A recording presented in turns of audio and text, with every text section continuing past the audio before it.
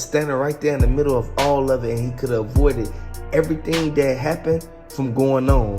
They said that Migo Bands was the main one who instantly, he spotted the shooter before anybody. That's why he upped his blick. When they was arguing, Migo Bands already had to move out. They had different angles of the camera footage, which goes to show that people real live was flipped on this side, flipped on that side. Next thing you know, Mike Prince, he instantly sitting right here on this side. Hey, I want y'all to really pay attention to this. J. Prince Jr. been working with them people since he got out, when he's supposed to did over 6 years. Like, y'all gotta really understand that, man. That man got out on probation. Then next thing you know, he's saying Finesse 2 Times. That's why they say Finesse 2 Times got wrapped up in this whole situation for one reason. Takeoff knew Finesse 2 Times before he got locked up. Y'all gotta really look at this, man. Mike Prince was walking towards Takeoff when all this was going on, while everybody was looking at that camera, looking at dude recording. Sad to say, J. Prince Jr. just should have had his security on point. Ain't no way that they was the only ones with the blickies, but everybody else didn't have one on them. Everybody clearly saw in the video they had to move on him. That was J. Prince Shooter. That was J. Prince Shooter who got locked up. Like, everybody don't really look at what's really going on, man. Dude got arrested, man. He didn't even do nothing. He wasn't even there. J. Prince Jr. already know. When it comes down to that Rico indictment, it's a lot of people who gonna tuck their tail and who ain't gonna really be the big head honcho then once the Rico indictment come out. From what they saying is, Little Cam, he only had to move on him. He came there with it. He got locked up because he was on house arrest, and he got caught leaving the bowling alley with the blicky. I want y'all to look at one thing, man. If y'all pay attention to RP Takeoff, man, before anything, Quavo, you should have spoke up at the beginning. Takeoff knew for a fact that it was some fishy going on. He knew that it was some real suspicious going on. And when you really pay attention to it, everybody's sitting back looking like, why did Charleston White just come out and say what really happened? Charleston White, he explained the whole situation. How did he know what went on there if he wasn't there? They said people was running out the side, man. Then you saw dude, he instantly ran out the back door, man. He held the back door open, so J. Prince Jr. and everybody, the whole MobTies, they ran out the back door, man. This goes to show that they realize, man, they can't stand the pressure that they put on them boys, man. That's why I say, y'all gotta be mindful. And again, you have to strategically see how they played this, man. They played their role in this, man. They instantly run up on stage. He instantly snatched the mic from him. Finesse 2 Times, try to run up on Migo Bands. Migo Bands instantly like, he ain't going this time. Like, at the end of the day, we know for a fact everybody that played a role in this, everything that happened with Takeoff. And again, like I said, Takeoff was a person who kept the group together. And I know Quavo sent back like, man, why would they even try to even run off the stage? You feel me? Talk that stuff that y'all was talking. This is why I always tell y'all, be careful who y'all even surround yourself around, because at the end of the day, we know for a fact that you can't win or lose by going to another state and getting sent up. It's like, I look at them like, y'all making yourself a target, because in all actual reality, if you pay attention to it, gee, like real life, y'all know for a fact that the half the dudes that y'all into it with is y'all own homies. Y'all grew up with them. Y'all grew up with them people that y'all into it with, boy. And I know this from actual experience. People sit back and real life look at this from a whole totally different perspective. And if you watch this video to the end, you know for a fact that these facts that's getting spent, these jewels, at the end of the day, man, we know for a fact that there's some people who ain't gonna be able to hear this, and then next thing you know, they go out there and do what they want to do or do something stupid. At the end of the day, we know for a fact that, boy, you can't be out there moving reckless and crash out. You see half the people who crashed out real life, they either sent up or locked up. And you can vouch for me on that. Like, at the end of the day, hit the like button. But I want y'all to subscribe to the channel if you real life want to, like real life, pay attention to what's going on, man. One thing I can say is Banks Boy Fifth, he from Fifth Ward. If y'all don't know him, look him up on Instagram. He gave the feds J Prince Sr. Addy. Hey, I want y'all to pay attention to that, man, because J Prince Sr. looking at this like, hold on, why would you implement anybody in this Takeoff case when you know for a fact that Lil' Cam was the one who instantly tried to snatch his chain? And I want to let y'all know one thing. Y'all got to pay attention to the key people who was there. It was more than one people blowing. And if you pay attention to it, Migo Bands, he instantly, why would you instantly start blowing and make a mistake and hit Takeoff when you should have instantly ran up in the bowling alley? You kept on blowing because it was more than one person shooting. Like at the end of the day, that goes to show that it was a lot of people involved in this, and multiple people was out there with blickies on them.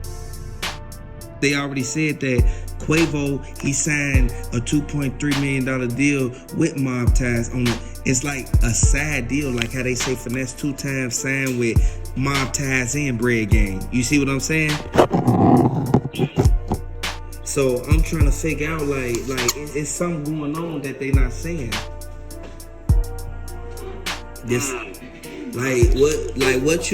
what's your take on it, man?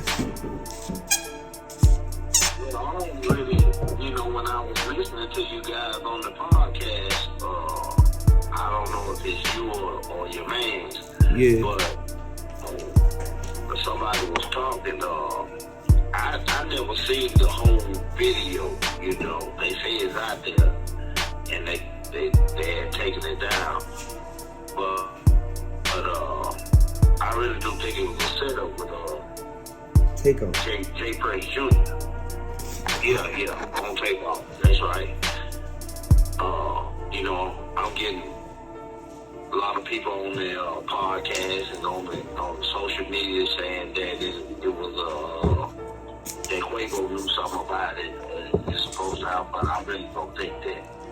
Yeah, I was skeptical about even thinking that or even like suspecting that, because for one thing, Takeoff was Quavo. Like they was family, you feel me? And I know how family get tired up in the street. And you know how that is. One of the family members will stay down with the gang, and the other family member went on by his regular way. You feel me? And did it on his own. You heard some of the people on social media saying that Takeoff was trying to do his own thing, you know.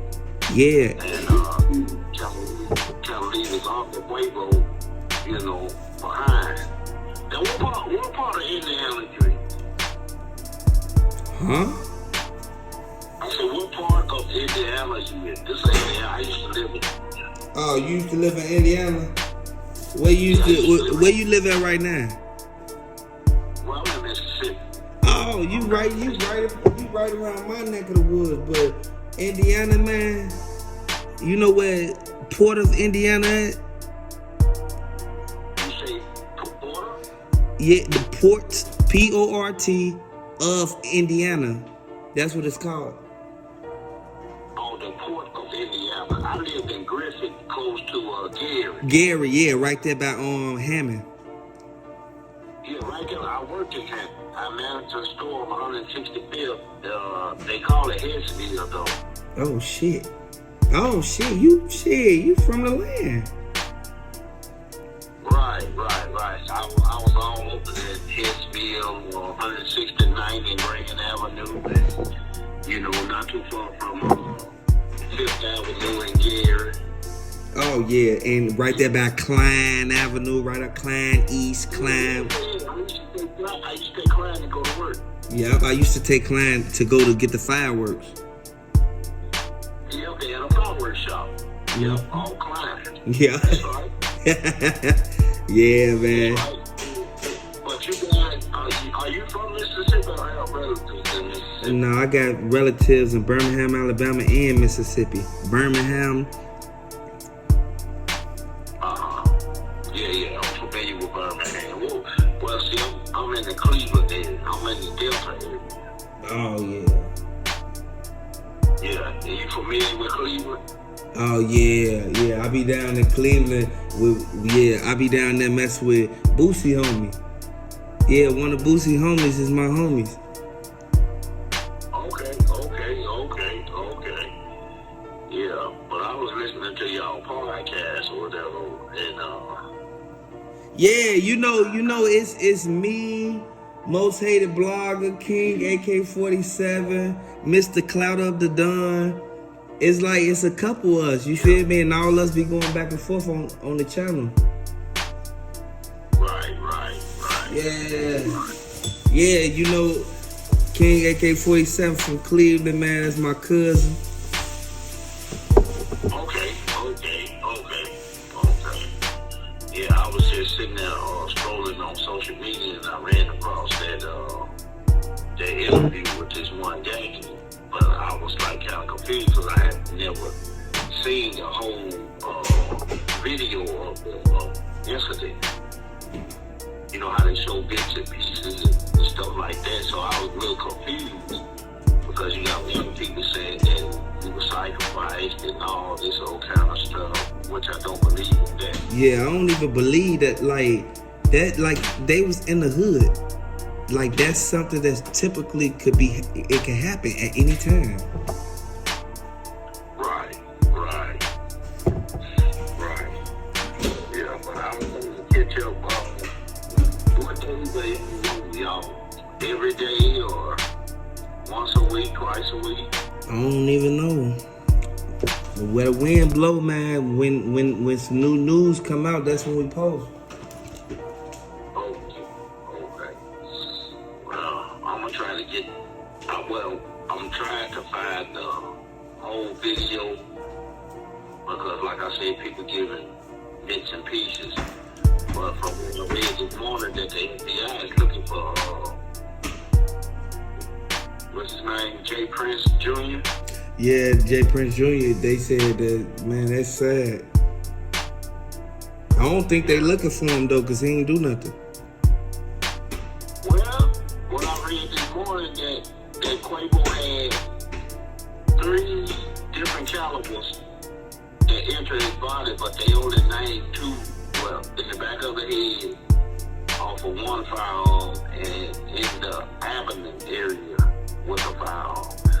But they were saying that it's more shots, and one of them came from the pistol where Jay Chris had shot. Yeah, you talking about that one that was on that seat. They were saying that. They said the one that was on that seat, that was one of the calibers that hit him. And so you saying that's crazy, man. Right. That's sad. That's why they need to open their eyes to what's really going on. A lot of people sit there and say, look, Cam, they say he was paid off, man. I ain't gonna need sugarcoat it. Well, how did they come up with him being shot that night after he supposedly shot Takeoff? Man, they said 4 different people had the blickies out. They said it was the dude in the blue baseball jacket. They said it was the dude with the yellow hoodie with the black strap book bag on. With the black strap book bag. And it's like a satchel, like a little fanny pack, but it go over your shoulder. He had the blicky in there. They said when Takeoff was walking towards, and they said as soon as he was walking towards like Quavo, because Quavo gave him a nod and said like basically, hey man, like they gaining up on him. So to his right hand side, from what the feds is saying, man, they said that Lil Cam had pulled out the move before Takeoff even really got past him. They said Takeoff had on the black sunglasses so he ain't see it coming. And they said Migo Bands, and that's somebody that's in his own camp. They said Migo Bands was the main one standing back, watching. And soon as Lil Cam blew, that's when Migo Bands blew. But Migo Bands aimed right at Takeoff abdomen. Oh, wow. Yeah, they said Lil Cam was the one that went behind him when he tried to snatch the chain. The chain wouldn't come off, so he ended up shooting at his top. You feel me? Right. So this stuff that people don't want to say because they so stuck on this and that, and they talking about sacrificing all, man. They come up with all these conspiracy theories, man. Wow. Yeah, so I'm just letting you hear it from the horse's mouth, man. They said Migo bands. They said Takeoff. It grazed him in the back of his by his dreads when Lil Cam blew. They said it was an in and out. They said it went in and then it went out. They said the one that Migo bands did actually hit an artery. Oh, wow. So this why all the aim was on Migo bands, and a lot of people sitting there looking at it like this was strategic because Migo bands could have instantly ran up. Why would Migo bands run back shooting? Why would you be blowing, running back, and you aiming? The dude that you supposed to be aiming at is behind your homie. Why would you keep shooting? Right. They said that was a setup as itself because Migo bands. And then they said after Migo bands kept blowing, they said, look, Cam already ran into place. Who was you shooting at now? If it was only one shooter. Why is it still shots going off and the person who Migo bands saw Lil Cam on his neck? Why didn't you chase Lil Cam and walk him down? Why you ain't walk him down inside the bowling alley? And people don't know. Right, exactly. If Lil Cam was the only one blowing, after Lil Cam ran off, you supposed to chase them. After you saw your homie fall, after your homie fell, you supposed to win after everybody who had a blicky, even if you get hit. Exactly. You mean to tell me that ain't a setup? I know what I be talking about, man. I'm from the streets, man. They can't never tell me. Can't nobody on YouTube tell me that Migo bands ain't keep shooting after Lil Cam ran in there. Lil Cam already was gone, out of mind, out of sight. Next thing you know, who else you blowing at? Because Bushwick Bill, the Chucky doll dude, was still right there kneeling down, picking up the bullets. Really? I'm telling you what Quavo said. See, this is why I'm confused because I didn't see the whole video deal. Yeah, man, they not trying to put this on the internet. Do you hear me? I'm telling you. Right. Just like they scared to put the video up of J Prince Jr. trying to sign Takeoff. That's how the blog is scared to put that up because they don't want J Prince Jr. and them calling their phone, emailing them, telling them. You feel me? They don't want that, man. Right. These regular everyday people who blogging on this, they just giving their opinion. Right. Like at So right now, as we speak, what do you think about MobTies? You think they done? I actually think MobTies. I think that some of their artists is gonna get signed with some $1.2 million deals that they were saying because they just cast it. Like, and this the crazy part when they put the article out about J Prince Jr. just got 4 MobTies Rap-A-Lot record chains casted. You know what casted mean? That means when you go somewhere and you actually get these chains made for specific people, man. They got these chains casted just to get to the artist, man. Like, this goes to show, like, Lil Cam supposed to been booked, boy. He was on camera hitting Takeoff in the back and sending them up. You feel me? He was on camera. They pointed him out. Why he ain't booked? Migo Bands was on camera with the blicky. They said they had an HPD out for him. Why is he still out?